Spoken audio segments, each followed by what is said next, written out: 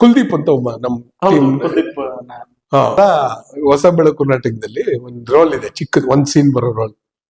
ಒಂದ್ ದಿವಸ ಕಾಸ್ಟ್ಯೂಮ್ ಹಾಕೊಂಡ್ ಬರೋಕೆ ಬೇಕಂತ ಏನ್ ಮಾಡಿದೀನಿ, ಒಂದು ದೊಗಲೆ ಶರ್ಟು, ಪ್ಯಾಂಟು, ಕಲರ್ ಡ್ರೆಸ್ಸು, ಕೆಟ್ಟ ವಿಗ್ಗು ಹಾಕೊಂಡು ಇವ್ನ ಹಿಂಗ್ ಎಂಟ್ರ್ ಕೊಡ್ತಾನೆ. ನಾನ್ ನಿಂತಿರ್ತೀನಿ, ಇವ್ನ್ ಬಂದ್ಬಿಟ್ಟು ಹಿಂಗ್ ಬಗ್ ನೋಡ್ಬೇಕು.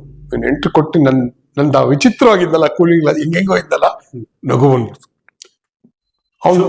ಶೋನಲ್ಲಿ ಆನ್ ಸ್ಟೇಜ್ ಫಸ್ಟ್ ಟೈಮ್ ಅವ್ನ್ ಕಕ್ಕ ಬಿಕ್ಕಿ ಆಗಿದ್ ನೋಡಿದ್ವಿ.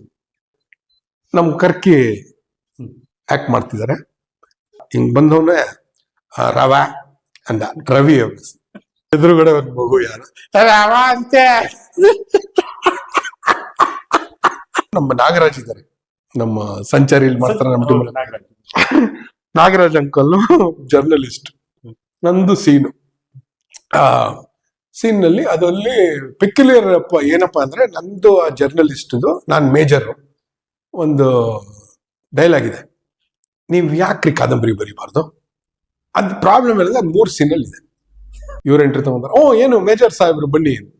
ಡೈಲಾಗ್ ಫುಲ್ ಡೈಲಾಗ್ ಬ್ಲಾಂಕ್ ಆಗ್ಬಿಟ್ಟು ಏನ್ ಮಾಡೋದು ಗೊತ್ತಾಗ್ತಾ ಇಲ್ಲ. ಅದ್ ಜ್ಞಾಪಕ ಬಂತು. ಸರಿ, ನೀವು ಪತ್ರಿಕೋದ್ಯಮಿ ಇದ್ರಿ, ನೀವ್ ಯಾಕ್ರಿ ಕಾದಂಬರಿ ಬರೀಬಾರ್ದು? ಇನ್ನೇನು ಜ್ಞಾಪಕ ಬರ್ತೀರಿ, ಡೈಲಾಗೇ ಜ್ಞಾಪಕ ಬರ್ದಿಲ್ಲ. ಅಲ್ಲಿ ಯಾರೋ ಹಿಂಗೆ ಹೊರಗಡೆ ಬಂದು ಮಾತಾಡಿಸ್ತಾ ಇದ್ದಾಗ ನಾಟಕ ಎಲ್ಲ ಚೆನ್ನಾಗಿತ್ತು, ಆ ಜರ್ನಲಿಸ್ಟ್ ರೋಲ್ ಮಾಡಿದ್ರಲ್ಲ ಚೆನ್ನಾಗಿ ಮಾಡಿದೆ ನಾವು.